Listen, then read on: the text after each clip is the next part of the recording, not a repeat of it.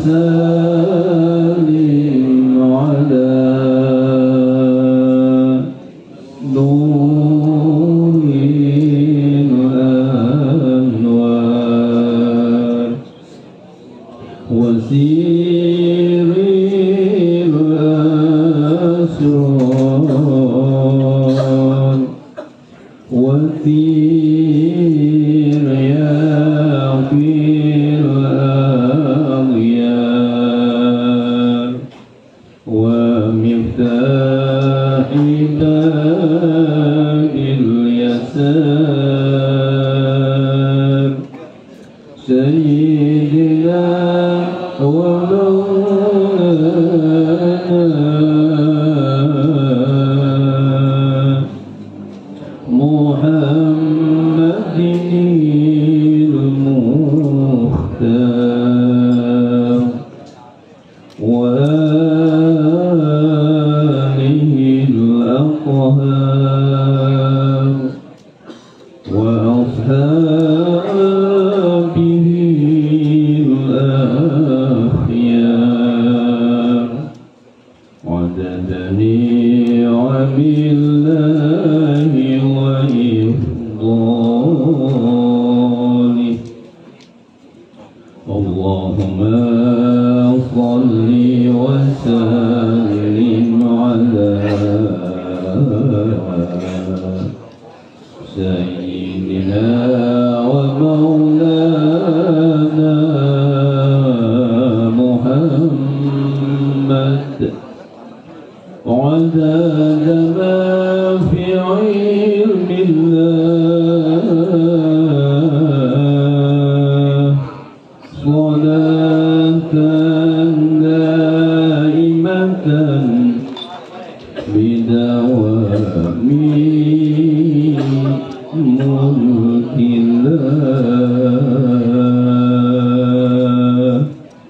Alhamdulillah Alhamdulillahi wahdahu salatu wassalamu ala man la nabiyya ba'dah wa ala alihi wa sahbihi wa ala wa la hawla wa la quwwata illa billah amma ba'd.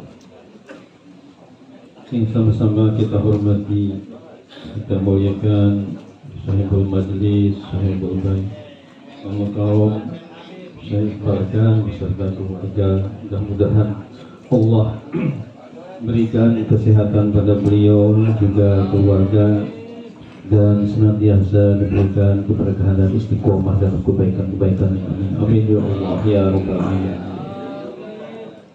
Murabi kita Syekh Habib Abdullah Basyirah Allah, mudah-mudahan beliau juga diberikan kesehatan, panjang umur, bermanfaat ilmunya. Amin ya Allah rabbal alamin. Ya Zainuddin Masuk Ali hadir? Ada?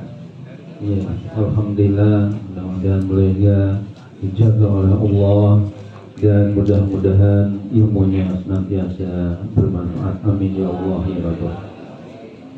Kemudian Bang Abdullah, ya, Habib Abdullah, ya, kemudian ada Ustaz di Komponi, ada Habib Ahmad, ya, kemudian Habib Abu Bakar bin Syihab, kemudian Akhi Al-Fadil Kiai Haji Nur Muhammad Ahmad, ada Habib Sodik, ya, Al-Sugab Habib Nasih bin Sofyan, ya, dan seluruh habaib, seluruh para kiai yang alhamdulillah bisa hadir pada malam ini. Mudah-mudahan semuanya mendapatkan curahan rahmat ridha dan maghfirah dari Allah Subhanahu wa taala. Amin ya Allah ya rabbal alamin.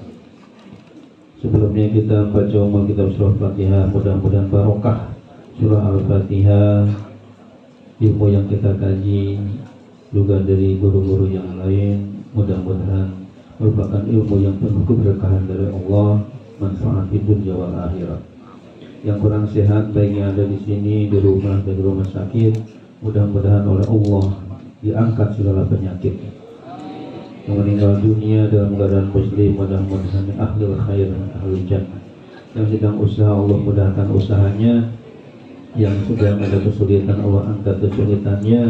yang sedang lambat jodohnya Allah berikan jodoh yang soleh, solihah, yang sedang punya utang Allah bayar hutangnya, yang sedang berjuang jalan Allah untuk madrasahnya, untuk sekolahnya, untuk masjid atau pondok pesantrennya, mudah-mudahan berjuang dimudahkan oleh Allah. Semua yang berinfak, berjariah, berwakaf, mudah-mudahan dibalas yang berlipat ganda oleh Allah. Yang sedang belajar, putra-putri kita, cucu-cucu kita, santri-santri kita, jamaah kita, mudah-mudahan sukseskan belajar. Segala musibah-musibah dan bencana-bencana mudah-mudahan dijauhkan oleh Allah. Dan yang kena musibah baik di Turki maupun di Suriah, mudah-mudahan Allah berikan kesabaran, memberikan balasan surga Jannatun Na'im. Bi barakatu Ummul Quran. Al-Fatihah. A'udzubillahi minasyaitonir rajim. Bismillahirrahmanirrahim. Alhamdulillahirabbil alamin. Arrahmanir rahim. Maliki yaumiddin. Iyyaka na'budu wa iyyaka nasta'in. Ihdinas siratal mustaqim. Shiratal ladzina an'amta 'alaihim ghairil maghdubi 'alaihim waladdallin. Amin ya Allah ya rabbal alamin. Hadirin hadirat yang dimuliakan Allah, kita kajian fikih yang sangat penting, dan sepakat ulama ini fikih ini fardu ain, bukan fardu kifayah lagi, tapi fardu ain yang harus setiap individu mempelajarinya dengan sungguh-sungguh, dengan serius, dengan baik. Saya dengan informasi bahwa di belakang katanya dalam sholat masih ada yang bersender, ada yang tengok-tengok. Ini tentunya kita hindari, jangan sampai ibadah kita sia-sia, tapi mudah-mudahan dikabul oleh Allah Subhanahu wa Ta'ala. Amin ya Allah ya Rabbal alamin. Kajian kita dalam kitab Ajuan yakni At-Taqriratus Sadidah fil Masailil Mufidah karya Sayyid Hasan Al-Kafini, ya, halaman 254. Bab yang kita bahas malam ini adalah babu makruhatis sholat, yakni bab menerangkan hal-hal yang dimakruhkan ketika ibadah sholat. Setelah dibahas hal-hal yang disunahkan ketika sholat dan hal-hal yang diwajibkan ketika ibadah sholat, maka pada malam ini giliran mengurai dan membahas seputar babu makruhatis sholat, yakni bab menerangkan hal-hal yang dimakruhkan dalam ibadah sholat. Pengertian makruh saya yakin sudah pada maklum semua, cuma tidak ada salahnya kalau mungkin saya ulangi bahwa menurut keterangan ahli fikih, makruh ini adalah ma yusabu ala tarkih wa la yu'aqabu ala fi'lih. Jadi kalau kita meninggalkannya dapat pahala walaupun tidak disiksa kalau dilakukan. Namun tentunya kita kena ingin mendapatkan pahala dari Allah Subhanahu wa Ta'ala yang sebanyak-banyaknya untuk menghapuskan segala keburukan, kekurangan kita. Maka menurut saya ini hal-hal yang makruh ini hendaknya sebisa mungkin kita hindari, kita jauhi. Bismillahirrahmanirrahim. Aqsamu makruhatis sholah arba'atun. Pembagian-pembagian hal-hal yang dimakruhkan dalam sholat ada 4. Yang pertama, makruhatun min nahiyati makani sholah. Hal-hal yang dimakruhkan ditinjau dari segi tempat sholat. Asani yang kedua, wa makruhatun min nahiyati halil musolli. Yang kedua, dan hal-hal yang dimakruhkan ditinjau dari segi keadaan orang yang sedang sholat. Asalis yang ketiga, wa makruhatun min nahiyati mukhalifati ba'dis sunani aw tarkiha. Yani hal-hal yang dimakruhkan ditinjau dari segi menyalahinya sebagian sunnah-sunnah atau meninggalkan yang disunah. Ar-rabi' yang keempat, wa makruhatun min nahiyati fi'liha, dan hal-hal yang dimakruhkan ditinjau dari segi pekerjaannya atau perbuatan orang yang sholat. Ini ada 4 hal yang kita akan urai, kita akan bahas, kita baca dan kaji. Al-awwal yang pertama, makruhatun min nahiyati makani sholati. Ada hal-hal yang dimakruhkan ditinjau dari tempat sholat. Jadi artinya ketika kita sholat, yang digunakan untuk tempat sholat dipandang makruh. Ada beberapa hal, sampai ada 14 ya. Ada 14 tempat yang dipandang makruh hukumnya ketika kita sholat di tempat itu. Apa saja yang 14 macam itu? Yang pertama, as-sholatu fil hammam. Ya, sholat fil hammam di kamar mandi. Ya, di kamar mandi kita ya, sholat. Ini hukumnya makruh ya. Mungkin di kamar mandi biasanya ya ada semacam terasnya kita sholat, tetapi masuk dalam kategori masih kamar mandi, ini hukumnya makruh. Dan bacaannya bapak-bapak yang saya muliakan, jangan sampai keliru antara hamam dengan hammam ya, karena beda. Yang satu bersidah dan satu tidak bersidah, itu maknanya jauh sekali. Jadi kalau hamam bila syiddah, tanpa syiddah ya, tanpa tasydid, itu artinya burung merpati. Hamam jamannya hamamat. Sementara kalau kamar mandi atau ya kamar tempat mandi disyidahkan mimnya. Hammam jamannya hammamat. Ya, sama. Jadi yang membedakan antara arti burung merpati dengan kamar mandi, mimnya ada syidahnya atau tidak. Kalau nggak ada syidahnya, hamam itu burung merpati. Tapi kalau hammam itu artinya adalah kamar mandi. Kadang-kadang kalau ini alhamdulillah kayaknya ada syidahnya ya, jadi agak mudah untuk membedakan, menerjemahkannya. Tapi kadang-kadang di dalam bahasa Arab yang gundul ya, di kitab yang gundul alias tidak gondrong ya, itu kadang-kadang syidahnya itu hilang ya, artinya tidak dicantumkan syiddah.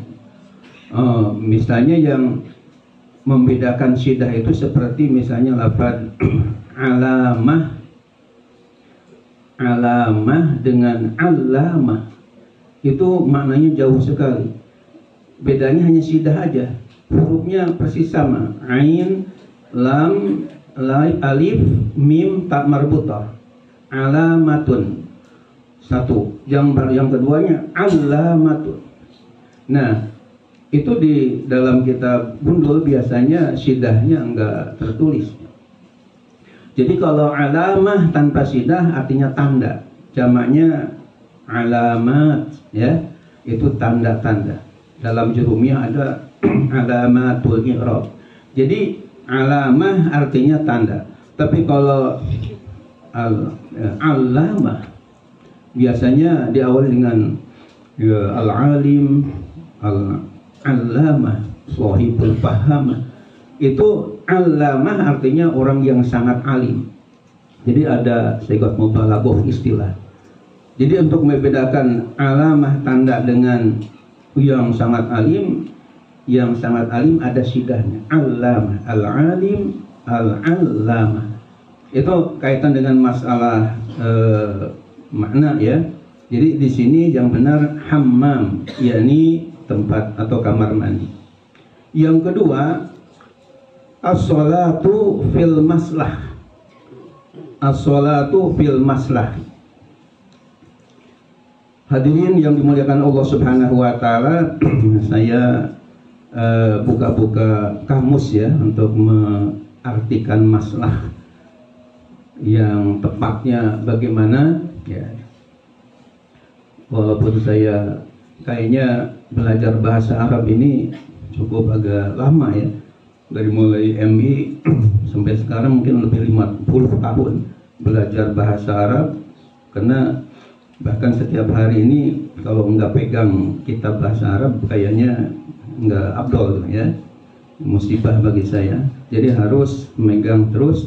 Akan tapi kadang-kadang kita menemukan ya lafaz-lafaz yang istilahnya jarang ketemu sehari-hari, seperti masalah. Nah, sehingga saya suka minta bantuan kepada kitab kamus, baik itu Lisanul Arab karya Ibnu Manzur, atau misalnya Muhtarus Sihah karya Ar-Razi, atau kitab namanya Kamus Al-Muhit karya Fairuz Abadi, atau yang saya miliki juga ada kamus yang diberi nama Mu'jamul Maqayis karya Syekh Ibnu Faris. Kemudian ya ada lagi kamus namanya Al-Munjid ya, yang fil lughah wal a'lam, yang tebal sekali. Bahkan ada yang bahasa Arab Melayu, yakni kamus Al-Marbawi namanya, karya Abdullah Al-Marbawi dari Malaysia. Kalau yang bahasa Indonesia ada Al-Munawir karya Syekh Kiai Haji Munawir ya, Warsa Munawir dari Jogja. Kemudian Mahmud Yunus, untuk bagaimana supaya kita dalam menerjemahkan suatu lafaz itu tepat ya, tidak keliru. Nah, setelah kita teliti di kitab-kitab kamus itu bahwa as-sholatu fil maslah ini adalah sholat di tempat menguliti kulit kambing. Jadi tempat menguliti kambing kita sholat di sini hukumnya makruh. Kemudian as-sholatu fil ma'tin ya. Di sini bacaannya ma'tin, jamannya ma'atin. Ini artinya sholat di pembaringan onta. Ini juga termasuk makruh. Kemudian yang keempat as-sholatu fil majzarah. Majzarah. Ini isim makan, yakni sholat di tempat pemotongan binatang atau jagal istilahnya. Itu hukumnya makruh. Yang kelima as-sholatu fil maqbarah allati lam tunbash. Sholat di pekuburan yang kuburannya belum digali. Ya, ini juga hukum makruh. Kemudian as-sholatu fil mazbalah. Sholat di atas tempat sampah, buang sampah, itu makruh hukumnya. Kemudian yang ketujuh as-sholatu fi thariq. Sholat di jalan ya. Orang pada lewat ini di jalan sholat di sini. Ini hukumnya makruh. Yang kedelapan ya as-sholatu fil kanisah wal bi'ah. Ya, sholat di gereja atau sinagog ya. Nah, ya tempat ibadah orang Nasrani atau Yahudi, kita sholat di situ. Sah, sholatnya sah, tapi hukumnya makruh. Yang kesembilan as-sholatu ala suthil Ka'bah. Sholat di atas atapnya Ka'bah atau Baitullah. Kalau sholatnya di dalam Ka'bah ya, alhamdulillah di Depoknya ada yang oleh Raja Arab dikasih anugerah. Ini tentunya tidak ada masalah, karena Rasulullah juga di dalam kitab namanya Al-Qira li Qasidi Ummil Qura karya Syekh Muhyiddin At-Tabari pernah melakukan ibadah sholat di dalam. Berdoa tentunya sangat mustajab di antara sekian tempat ya. Saya punya kitabnya khusus yang diberi judul Mawatin Istajabat Doa fi Makkah Al-Mukarramah. Beberapa lokasi yang oleh Allah dikabulkan doa-doa di tanah suci. Nah, di antaranya yang tidak kurang dari 15 tempat, ada 16 adalah fi jawfil Ka'bah, di dalam Ka'bah. Nah, jadi orang yang kalau di dalam Ka'bahnya tidak masalah, bahkan bagus ya, sunnah Rasul. Tapi kalau dia sholatnya maunya di atasnya, di atapnya, ini dihukumi makruh. Yang ke-10 as-sholatu fi batnil wadi ma'a tawaqqu'is suyul. Artinya orang sholat di sebuah lembah, padahal di situ ada air bah, ada airnya sedang banjir. Ini sholatnya sholat bertempat di situ hukumnya makruh. Kemudian yang ke-11 as-sholatu maudi al-maksi. Sholat di tempat bayar pajak, ya, ini termasuk dimakruhkan. Wa misluhu kullu ma'siyah. Demikian juga di tempat di situ ada tempat maksiat, kita sholat misalnya, ini hukumnya makruh. Yang ke-12 as-sholatu fisuk, sholat di pasar, ya, di pasar termasuk dimakruhkan melakukan sholat di dalam pasar. Ada hadis Nabi, kita baca di Al-Jami'us Shaghir fil Hadis Al-Bashir An-Nazir karya Imam Jalaluddin As-Suyuti, yang di dalamnya tidak kurang 10.000 hadis Nabi kita Muhammad Sallallahu Alaihi Wasallam, ya. Bahkan di dalam syarahnya namanya Faidul Qadir Al-Munawi atau Asrajul Munir karya Azizi, Syekh Ali Al-Azizi Al-Qahiri dari Kairo, Mesir, kita temukan ada sebuah hadis yang berbunyi bahwa khairul biqa masajiduha wasyarrul biqa aswaquha. Tempat yang paling baik di dunia ini, di muka bumi ini adalah masjid, dan tempat yang paling buruk di muka bumi adalah pasar, ya. Maka orang yang sholat di pasar ini dipandang makruh walaupun tetap sah sholat. Yang ke-13 as-sholatu amama adamiyyin yastaqbiluh. Sholat di hadapan anak Adam, maksudnya di hadapan orang, di mana orang tadi sedang menghadap kepada kita. Jadi sedang, ya, orang sedang menghadap kepada kita, misalnya ditonton lagi, kita sholat di hadapan dia, ini hukumnya makruh. Kemudian yang ke-14, ya, semuanya ada 15 semuanya. Yang ke-14 adalah al-iton, ya, bahasa Arabnya al-itonu, wa huwa ittikhadul musalli walau imaman maudi'an yusalli fihi wala yantaqilu anhu ila ghairihi. Pengertian iton, ya, ini dalam bahasa Arabnya di kitabnya begini, adalah ada seseorang walaupun imam katanya, dia membuat suatu tempat, ya, sholat maudhi'an yusolli wala yantaqilu anhu ila, tidak mau pindah-pindah ke tempat yang lain. Nah, ini dipandang makruh.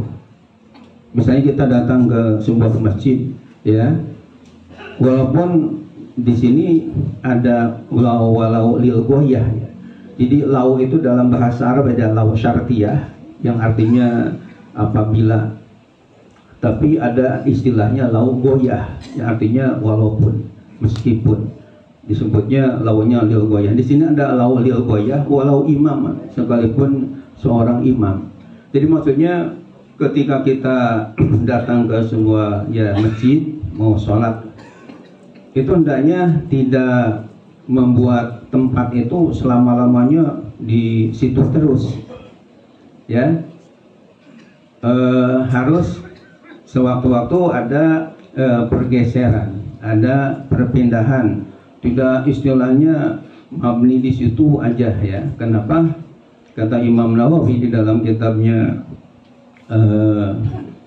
kitab fikihnya, saya punya Minhajul Thalibinnya, Raudhahnya, Majmu' Syarah Muhadzabnya, itu karena tempat yang kita pakai sholat, khusus pakai sujud ini, nanti di hari kiamat yashhaduh, dia akan menjadikan saksi di hari kiamat. Maka bagusnya sebenarnya tempat yang kita pakai ibadah khususnya sholat tadi